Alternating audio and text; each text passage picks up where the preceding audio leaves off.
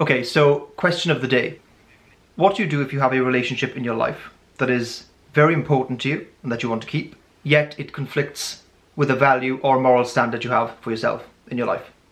This question actually came from an email we had from someone who identifies as an INFP, so this is kind of like an FI question. I really like that question. I think that's a really good question that everyone kind of has to go through, no matter if they have FI or just everyone. Yeah, I agree. It's a question of compromise and kind of the cost of compromise as well. One of the weird things when you have people issues is that sometimes the solution can actually be to get more people. That seems very counterintuitive, but let's say you have a handful of very close relationships in your life. Let's say you've got like 3 people you're very close with, you spend most of your time with. If one of those relationships has some kind of issue going on with them, that's a huge chunk of your life now that is taken up by that. If you've got 3 people and one has an issue, that's at least a third of your life, a third of your time and energy that is spent on whatever negative stuff is going on there. So if you had a wide network of people in different areas, even different locations, you can kind of jump back and forth between them and sort of take the edge off whatever pain you're going through in a relationship with an individual person. And another added benefit of having more people in your life, if you are uncomfortable with people and you don't know how to handle certain things, you can try one way of handling one person and another way of handling another and kind of just get feedback from a bunch of different sources. I love that, actually. That's true. So they're like guinea pigs as well as people for you, which is perfect. And also you get to see lots of different varying ways of dealing with the relationship, different moral standards and values from people. Like the more people you know, the less kind of precious you're going to be about your own way of doing things. Yeah. A person in her life, to be with them, she was having to compromise her values. Is that kind of the question? That's right, yeah. Do you compromise the relationship? Like let the relationship go, or do you compromise your values? Like which is the greater cost? If you let people see you for who you are right up front, sometimes people do reject you, but it's better to have the rejection up front than to have the heartbreak down the road.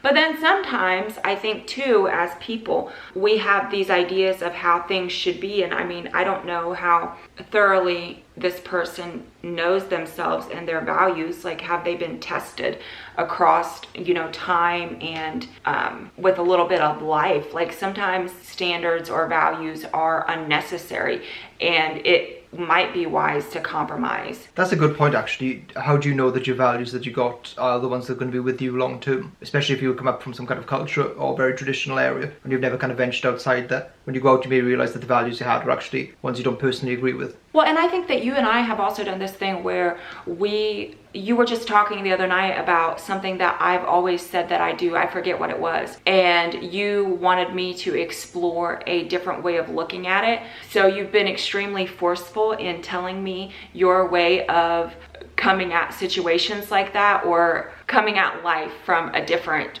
perspective. And now that I've re-examined my approach, I stand behind my approach even more. But it's not because it's wrong for you. Your way works for you, but my way is how I must do it. Yeah, that's the painful but kind of revelatory thing about relationships. You realize that your way is not right, but it's also not wrong. It's just right for you, which is kind of a hard thing to get your head around, because you realize it becomes much harder to take the moral high ground or advise or judge people, because you realize that your strategies are so tailored to you over your life that they don't apply to even people like you, let alone, someone with a different strategy. So yeah, it's kind of painful to bash your head up against that problem. So that idea you're just talking about is something I've heard you say many times before, and I think of it like having, like, your brain is like a nightclub and you've got like a bouncer outside that just rejects people or stops them from coming in straight away. Now that causes like lots of fights at the front door, but it means that what you've got inside the club is exactly what you want, as opposed to situations with other people. And maybe I've been even like this in some situations where you don't quite know where you stand at the start. You commit to something and then you realize down the line, oh wait, hang on a minute, that was a mistake. So your concept, your idea, and this phrase that you coined of taking the pain up front, I think that is a much wiser way to live in the modern world, because there's so many options that the price of committing to something that turns out to be wrong, I think, is greater than saying no. That's just my view on it anyway. So I'm coming around to your view very slowly. This is one of the things you and I have talked about very recently as well. Everybody in the area that I grew up in thought that you had to go to college. That's just what everybody did. And I stopped going to college because I knew I wasn't a good investment. I didn't know what I wanted to do. I just didn't know, but I knew that I wasn't a good investment, and it was embarrassing for me to say, because that there was such a stigma attached to people not going to college and not having a degree. It was embarrassing for me when people asked me, oh, what are you doing? What classes are you taking? Where are you going to school? And I had to say, I'm not. And I'm doing house cleaning. But at the time, I knew that I didn't know what I wanted to do. I knew that I had some goals of where I wanted to be. When I got to my late 20s, I really had this idea that I was going to be set up by the time I was in my early 30s. And doing house cleaning provided a good enough income that it could get me there, and I also enjoyed it. And so it was like doubly embarrassing. And I remember a couple conversations that I had with people where I was just embarrassed. And one of my friends recommended that I, tell people that I have a business, a cleaning business, but I was just working by myself. So, I mean, sure, I have a business, but I felt like that was dolling it up too much. So I decided, despite the fact that it was so embarrassing, and I decided to take my pain up front. And in hindsight, looking at, different paths I could have taken, what I did was absolutely right for me. And now I'm fine, if that makes any sense. That makes a lot of sense. You know what? Something just occurred to me, and this is so funny because I didn't even realize this at the time when we were talking about this idea the other day. Just to clarify, college is uni in the US, that's the same thing? Yes. Okay. Because college in the UK is the thing that comes before uni, so it's really confusing. So I went to university for 3 years because I had no idea what I wanted to do. I still don't really know that. I think most people don't know that, and I actually reject the idea that you should just do one thing in your life. You should do many things. So I went to university, did a biology degree. No idea why I picked that. Terrible topic to pick. Went through it for 3 years, and towards the end I wanted to quit. So I'm the complete opposite of you. I didn't take my pain up front. I waited all the way till the end, and it was like maximum pain then. So if I'd known your strategy when I was younger, I would have 100% chosen that, because I think it is the superior strategy. If you just said, listen, that would have been the same for me as well. Or I would have been seen as very academic, or very intellectually inclined. All my friends went to university. I would have been in the same position as you. It would have been kind of embarrassing, kind of weird to explain, hang on, why aren't you going to university? What are your other options? Because I would have said, I have no idea. I have 0 options other than that. I just know that university is not right for me. And I knew pretty soon as well. I think for a lot of people, because degrees are needed for so much in life, I think for a lot of people, college really pays off or uni. But for me, I always knew I wasn't going to work for people. I have clients, but I don't have a boss. I am not going to have a boss. I'm not going to have a job where I need a degree unless I decide to, and then I'll get a degree. But I already just knew that I was not going to have a boss. So it's actually hilarious that you say that, because I've never had a boss either. I can't believe we've never talked about this until we're on camera now. The first job I had was a piano teacher, where you're in the position where I guess there is no boss. Either they're all your boss technically, or there is no boss. So I've been self-employed or freelance since day one. I did have a grant or a bursary from university and I just used that for rent then, my first place I stayed. So me and you were actually in the exact same boat, except you played it slightly better because you didn't have those wasted 3 years. Those 3 years from university feel like so wasted. I feel like I would have learned whatever I learned after university in the real world 3 years earlier. So I feel like I'm 3 years behind where I would have been, but it was probably worth the 3 years just to learn that I didn't want to go back to that situation. As sort of millennial snowflake as it sounds, going through the education system, going to A-level 6th form, which is like before uni, in the UK, then going to uni is like you spend your whole life going through this sort of churn, not knowing where the hell you're going. People seem to tell you they know what they're doing and they know what's best for you, but to be honest, like we've just said, they don't. They've just got some generic formula that you probably won't fit into. It was worth that pain to learn, but I knew that beforehand, really, in my heart or in my head or wherever it is. I knew that I wouldn't like it.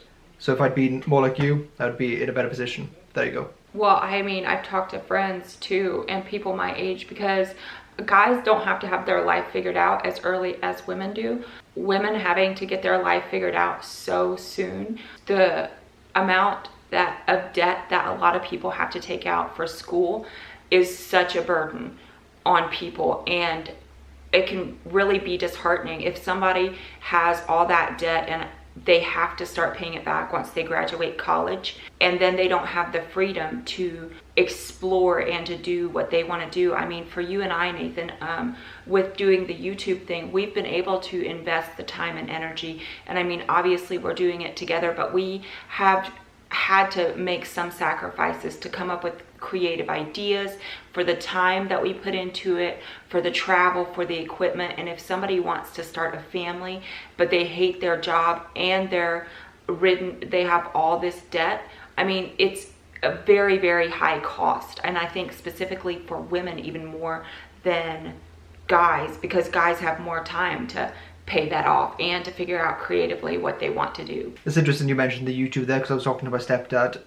the other day, and I was saying about, you know, how YouTube's going well at the moment. We're enjoying it, you know, we're getting stuff back from it, it's worth the investment. And then as I was saying it to him, it occurred to me that, hang on a minute, me and Luann were working on this for, how long have we been working on it together in total? A year and a half. Okay, so a year and a half on YouTube. And how much of that time would you say was spent where we were getting, other than the joy of doing it and working together and the skills we learned, how much of that did we spend not getting anything back? I think it's been the majority of it, up until pretty recently it seems. So we kind of forget, because you love it so much, and we enjoy the process so much as we still do, it's kind of easy to forget the fact that it is kind of a time, energy, creativity investment with nothing back for a very long time. Can you imagine if you had everything I just mentioned, if you had the student loans, if you had the family, if you had the career, and you didn't like the career, which takes so much more energy than if you do like something, and trying to figure out a creative thing that you want to do on the side, or if you already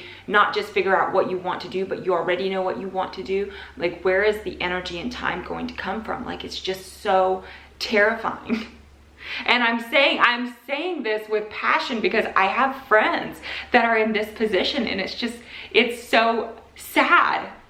Because, oh, and I say that too because one of my friends is like you and I, she's such a free spirit. She knew, her and I were really, really close during these times.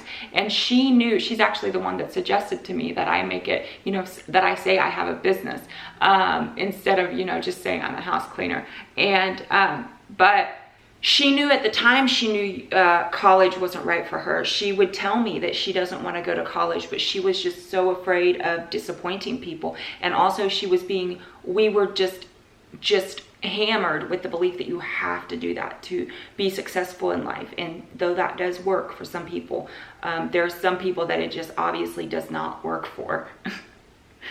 Okay, yeah, so you just said about how difficult it would be to be in that position where you've got a family, you've got debt, you've got a job that you either actively dislike or not that into or not that passionate about. I have so much respect for people that have the backbone to go and do that, they know that the job they're going to go into is something they're going to dislike, but they just sort of suck it up because they know they're going to do it for their family or for themselves or whatever. So I have a great deal of respect for that. Also, in a twisted way, because I've never really had to do that, and I kind of understand that privilege that I have as a result, I always feel this pressure to be, regardless of whatever I'm working on, even if it's a hobby, I kind of feel this pressure to be going all in on it, almost to prove a point that I'm not against working hard. Although I say that I don't want a boss and I don't want the conventional job, I need to like prove that I'm going to put like 1,000% into what I'm doing, whether it's like playing piano, whether it's YouTube. We take ourselves too seriously on YouTube, as we've said many times before. But I like that sort of mentality. I'm going to put as much effort as humanly possible in here, just because I need to prove that the path I'm choosing is not the avoidance of hard work. It's, you know, I'm more than happy to do it. It's just the avoidance of that like claustrophobic feeling of having that, maybe it's about control, having such little control. Like when you're in university, when you're in college, when you're in a job, it's just like, at what point am I going to get to live my life, you know? You have a need to prove the point that you're not against hard work. But do you find your work that you do, whether it's piano or YouTube, do you enjoy the sacrifices that come with that? Okay, I think you just pointed out the logical contradiction of what I've said. It never feels like work, really. But let's say I go to my way to put effort into it then, like time and hours. It never really feels like work, that is true. So it's not an equivalent. So, I mean, I'm very curious about this specific thing because I've made some sacrifices. I've taken the pain up front on certain areas of my life, but even though it did feel like sacrifices when I was doing it, it didn't really feel that painful because I was doing it for me and goals that I was working toward. And I think this is where the difference of people is really going to show up a lot, is because you just said that you don't find working on YouTube or doing your piano stuff, you don't find it that painful, even though, you know, you might not enjoy the details of it, or there might be certain parts of it that are painful, but it never really feels that way because you're doing it for yourself. And I think different people are wired differently, and some people really do well with a boss and working for, you know, other people. But I mean, that's one of those things that you just have to kind of know up and trust yourself up front. There's so many ideas here. This topic is so, the more you talk about it, or the more we talk about it, the more things that sort of pop into my head that I want to talk about. Yeah, that's why when you said that you just want a 5-minute video, I was like, this is such a great topic though. Yeah, no, I'm aware of how naive that, you know, idea was. So firstly, I really love this phrase, taking your pain up front. I think I'm going to put that like on a mug or a t-shirt or something. We should even call the video that, I think. What you were saying was very interesting there, talking about pain, because firstly I said I don't find it painful. It might simply be the case that every route in life has sacrifice and pain, and it's about sort of picking your poison to a certain extent. Like, pick the area where the incentives and the passion and the motivation is there to offset the pain, or even in a twisted way, make the pain enjoyable. Like, theoretically speaking, going to the gym. I mean, that's quite a painful endeavour. Exercising is a painful thing, but people get a high from it. And it kind of does feel like that, like when you're doing something like YouTube or piano. You get that high so often when the product is done, or when you sort of see yourself advancing. Whenever you see yourself growing in an area, I think almost any level of pain is tolerable, even if it's like brutal pain. That's sometimes the difficulty with some of these conventional jobs, or kind of with uni. Even in university, where you're supposed to be learning, you're supposed to do things, it didn't feel like the growth was that rapid. It felt very slow and very... I felt like the same person leaving as I went in, essentially, which is definitely not the aim of the institution. Okay, let me think about that actually, because, you know, I criticise the education system a lot, but I don't really have any solutions for it. At the moment, in my mind, not going would have been the better option, but if I had to, let's say I had to, as a thought experiment, change university, I would probably have more flexible methods to achieve the aim. So, for example, the course aim would be, this is the goal you've got to reach, but the way you get there can be very flexible, for example. Almost you get measured on the creativity of your attempt, even if your attempt wasn't successful. I think it's more accurate. Like in school, for example, they say, here's a question, and here's how you answer it. Why don't they just say, here's a question, figure out how to answer it, and I'll measure you on how creative your attempt was, even if it was totally wrong, because in life, failure is one of the most useful tools you have, and in the education system, failure is just repeatedly punished over and over and over. You got a bad grade, you need to do it again. It's just, whereas failure is part of the creative process. Like, if you don't fail, you don't grow, you don't learn. And I just think that the whole mindset of the education system is avoid failure at all costs. If you fail, you get embarrassed. You know, it's like you have your grades read out in front of some people, you know, as well. So it's just the whole mindset behind it seems like it isn't well suited to definitely modern life. Yeah. Well, I also wonder if they could do it where I mean, obviously you couldn't do this in all areas, but if you actually had an aim, like a goal to achieve something, to change something in the world, because I think that's where a lot of the energy comes from. You output energy and a change happened in the world, or a reaction happens. And obviously, I mean, in college you get graded and then you're embarrassed by your peers, but people love to work for outcomes. So would it be possible that colleges or universities could do something like that would be useful? Yeah, that would be cool. Like, the money you pay them, you actually work and you can get it back at the end, depending on how well you do. So, I mean, one counter to our argument that I should just say, or one alternative view, because I think we're very biased against these kinds of systems just because of how we're wired. It doesn't work for us. Yeah, exactly. This is like the point we always end up coming to. We sort of argue, okay, strongly there is, actually that's just for us at the end, which is funny. That's the only common denominator in this discussion. We always end up at that point. The education system, if you know what you want to do as a job, as a career, I've seen friends do this. They do the degree that's relevant, they do well at it, they get employed, it works perfectly. They have it on their resume so they can apply to many jobs, and it just puts them above maybe the next candidate in line. And some people are just very academic and they go and study things and solve, you know, the great problems of our time. So it works for a lot of people, but I would definitely say that it does not work for the majority of people, or at least it doesn't anymore. We so love this topic of taking the pain up front. If you guys have any comments or anything to add to the conversation, it'd be so much fun to hear your guys' input on anything we said in the comments, obviously, or anything we said in this chat, obviously we have some very strong opinions and there are some very good counters to what we said. So we would love to hear about it in the comments. Feel free to give any examples in your life where you wish you'd taken the pain up front. Also, this is 100% going on a mug or a t-shirt. I want to design it. We'll work together to design it. Better. Deal. All right.